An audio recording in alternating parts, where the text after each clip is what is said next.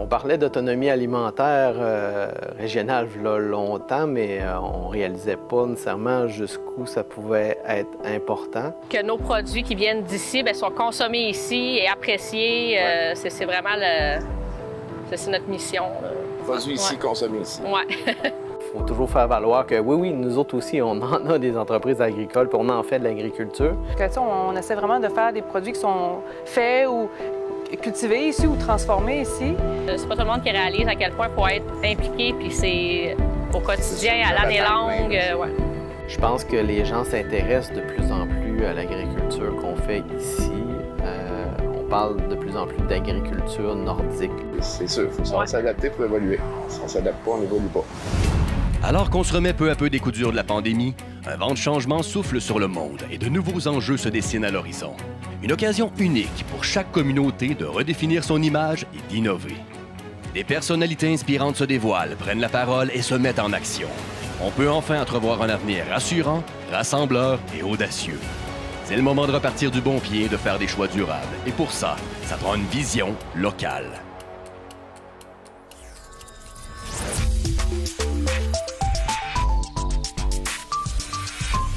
La mission de la table bioalimentaire est de mettre en valeur les richesses bioalimentaires du territoire nord-côtier, tout simplement. Donc, on est beaucoup justement dans la mise en valeur, la promotion. À travers ça, on fait beaucoup de concertation. À la base, on est un organisme de concertation.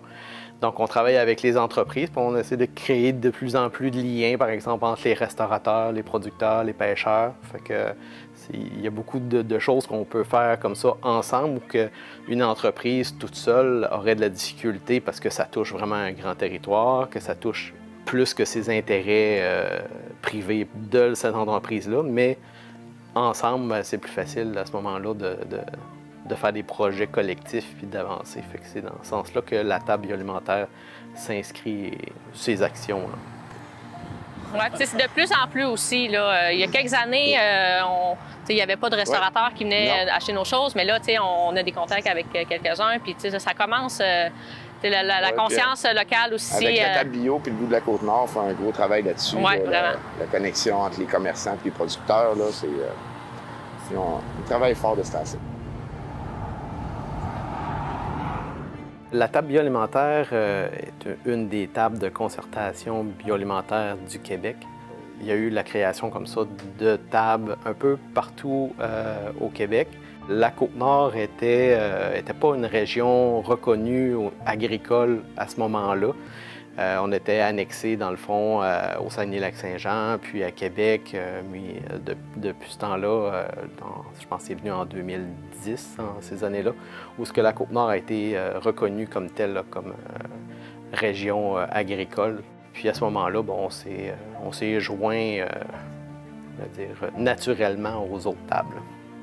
La Côte-Nord est plus reconnue pour ses produits marins, par exemple, que pour ses produits agricoles.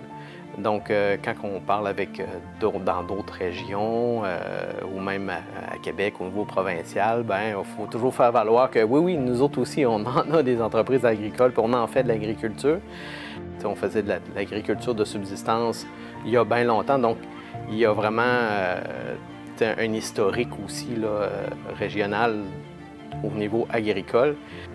Avec l'arrivée des grandes entreprises, à ce moment-là, on est minière. Bon, notre économie régionale s'est plus tournée vers, justement, le bois, les mines, mais le bioalimentaire a toujours été là, puis est encore là aujourd'hui, puis prend de l'importance, justement, avec, on parle de diversification économique, il y a tout l'intérêt aussi de la population, puis même des touristes à découvrir les produits régionaux. On a un beau territoire, c'est à Côte-Nord. On a des belles ressources, des beaux petits fruits, puis on a des bons producteurs de légumes, puis des bons transformateurs de produits du terroir. C'est bien, les mettre en valeur. C'est ça, que nos produits qui viennent d'ici soient consommés ici et appréciés. C'est vraiment c'est notre mission. Là. Produits ici, consommés ici. Ouais.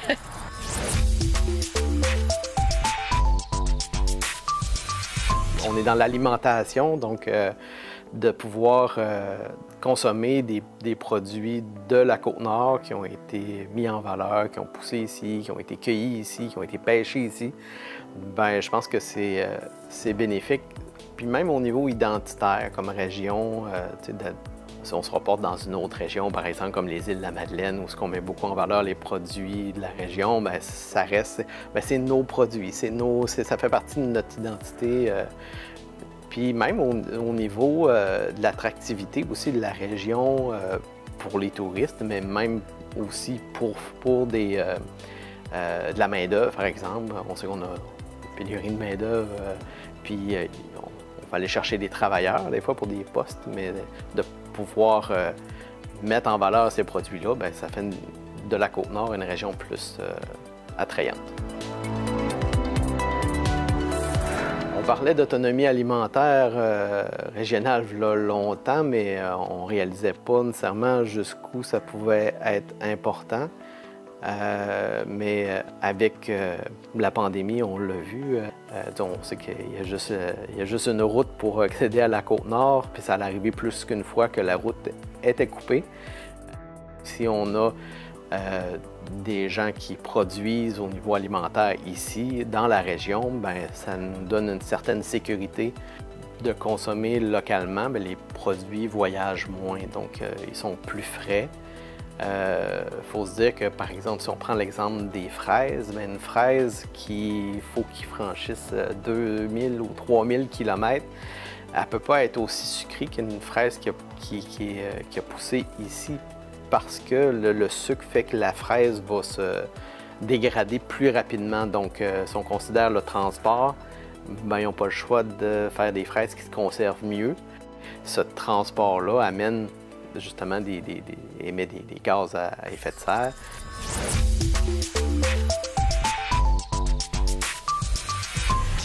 Oui, le marché public, ça va bien. Il y a de plus en plus d'habitués, des gens qu'on voit qui reviennent de semaine en semaine. Fait que c'est vraiment intéressant. L'intérêt aussi de rencontrer le producteur, de mettre un visage sur le produit qu'on consomme, de dire « Ah, c'est les asperges de monsieur » ou « les carottes de monsieur untel » ou « les tomates de madame ». Ça, c'est soit cette île, le végétarien, les jardins de Galix ou même le marché Napoléon avec différentes confitures et autres. C'est l'intérêt de pouvoir poser des questions aussi à ces gens-là sur leur mode de production. Il y avait la première année qui n'était pas vraiment comme les marchés publics qu'on connaît aujourd'hui, parce que c'était un commerçant par semaine à la fois. C'était pas la même affaire, là. Mais à partir de la deuxième année, j'en ai pas manqué un. Puis c'est ça. Ça a évolué beaucoup depuis 15 ans. On est loin de où on était. Le premier marché public, j'étais toute seule, là, avec mes produits, dans une petite cabane microscopique, là, Mais là, au moins, on a plus de joueurs, c'est le fun, il y a plus de monde. Puis, ouais, c'est ça. Tous les samedis, on vend nos produits. C'est comme une façon de rendre accessibles nos produits aux gens, des fois, qui n'ont pas de voiture ou qui ne peuvent pas nécessairement toujours se déplacer. Galix, des fois, c'est comme si c'était Québec, là. C'est loin pour certaines personnes, mais bon. Donc, ça nous permet quand même d'amener les produits là-bas accessibles plus facilement à certaines personnes. La plupart du temps, on vend bien nos produits. Les gens répondent quand même bien à l'offre du marché. Puis, tu sais, c'est de plus en plus connu. Puis, quand on est au même endroit quand même depuis un petit bout de temps, puis ça fait que les gens sont... C'est devenu une routine de venir le samedi matin. On voit souvent les mêmes visages. C'est quand on est au marché public avec nos légumes, puis que les gens viennent « Ah, c'est vous autres qui avez fait pousser ça, c'est donc bien beau, c'est donc bien le fun. » C'est les meilleurs, c'est notre paye dans le fond, là. C'est l'attitude des gens. Qui dit que ta confiture est bonne, tes ketchup sont bons. Ouais. Ça n'a pas de prix, ça là. C'est ça que le monde, ils viennent parce qu'ils ont goûté la semaine passée, puis ils reviennent s'en chercher d'autres parce que c'était bon, puis là, ils l'ont dit à leurs voisins. C'est ça, c'est la base. Ça permet aux gens de voir « Ah, ouais, je pensais pas qu'on avait ça. » Ou, tu sais, moi, les camerises, il y a plein de gens qui ne savent pas, là, ils apprennent. Les argousiers, c'est pareil, les amélanges. Je fais découvrir le fruit. Ça me permet de... Ici, c'est juste les gens qui vont venir qui vont le découvrir. Mais là-bas, ça me permet de leur montrer, leur faire goûter. Avant, on faisait goûter. Mais vraiment de découvrir des produits qui ont entendu parler, mais qui n'ont jamais vu. Là, ils le voient pour de vrai, puis là, ils osent y goûter, parce que là, ils parlent à la personne qui le produit, fait que, ah, ben je vais l'essayer, tu sais. Fait que ça fait connaître un peu plus nos produits, là. C'est sûr que c'est aidant, là. Comme la locale qui s'était fait dire par une touriste qui avait mangé une tartelette à chicoutée ici au végétarien. Elle vient de cette île, mais elle ne savait pas qu'on faisait ça. Mais c'est une touriste qui a dit de venir ici. Oui, elle est venue s'en chercher une boîte, puis c'est elle qui en parle à cette heure. Notre principal défi, je dirais, c'est le nombre d'entreprises. On a une centaine de producteurs agricoles sur la Côte-Nord pour l'ensemble de la région. Donc, c'est difficile de se comparer avec d'autres régions où ils ont des milliers de producteurs. On n'a pas de marché public où il y aurait, par exemple, 20 ou 30 entreprises différentes là, pour cette raison-là. Mais tranquillement, les producteurs diversifient aussi, puis on retrouve de plus en plus une belle variété de produits au marché public. Je pense que les gens s'intéressent de plus en plus à l'agriculture qu'on fait ici. On parle de plus en plus d'agriculture nordique. Les gens commencent à assimiler qu'il y a une façon de travailler différente pour les producteurs ici, puis s'intéressent à ça. Bien, c'est sûr que comme partout, un agriculteur, ça vit avec les caprices de Dame Nature. Fait qu'il n'y a pas une saison qui est pareille. Fait que c'est à s'ajuster. Il y a tout le temps des récoltes qui sont moins bonnes que d'autres d'une année à l'autre. Mais... Okay. Il y a aussi la durée de la saison qui est plus courte que dans les grands centres, par exemple. On s'ajuste d'année en année. Des fois, on essaie de prévoir, mais on ne peut pas prévoir tout non plus. Fait que, mais c'est ça, c'est une question vraiment d'ajustement puis de résilience beaucoup. Mais les gens s'y intéressent de plus en plus aussi. Avec la pandémie, justement, je pense que les gens ont dit, bon, bien, c'est important, il faut appuyer nos producteurs, nos transformateurs régionaux, nos restaurateurs. Fait que je pense qu'il y a une prise de conscience collective, puis une sensibilisation qui s'est faite, j'allais dire naturellement, mais en tout cas, qui a été imposée de par le contexte qu'on vivait.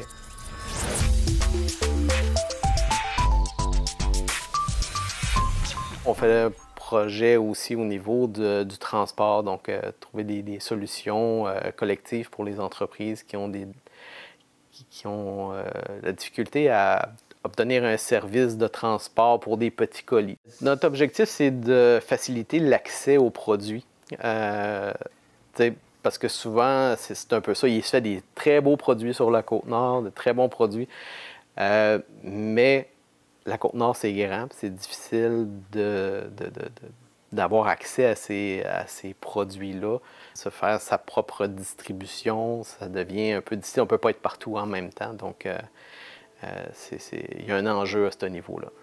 Il faudrait pouvoir, par exemple, aller au restaurant puis de voir, OK, c'est des produits de la Côte-Nord. Il faudrait que ce soit dans tous les restaurants de la Côte-Nord qu'on retrouve des produits d'ici.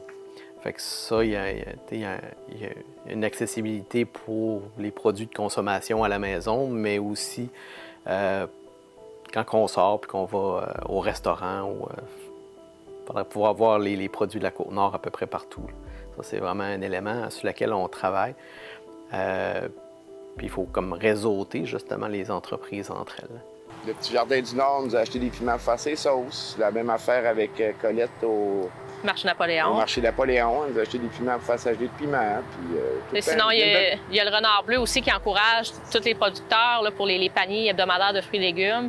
En saison, bien, elle achète des choses à tout le monde. Sinon, il y a Billy au Bavard Livrogne aussi qui tripe bien raide sur nos tomates puis nos produits. Là, fait qu'il en achète beaucoup pour servir à ses clients au restaurant. Il y a vraiment une belle entraide. Sinon, même Mario Lefrançois puis Michael à Terre Boréale. On a vraiment beaucoup de produits qui sont méconnus. Donc, moi, c'est ce que je nous souhaite.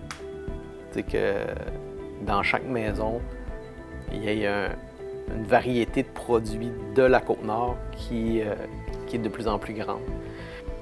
Qu'on soit de plus en plus fiers des produits qu'on a aussi, de les découvrir, mais de s'identifier à notre terroir.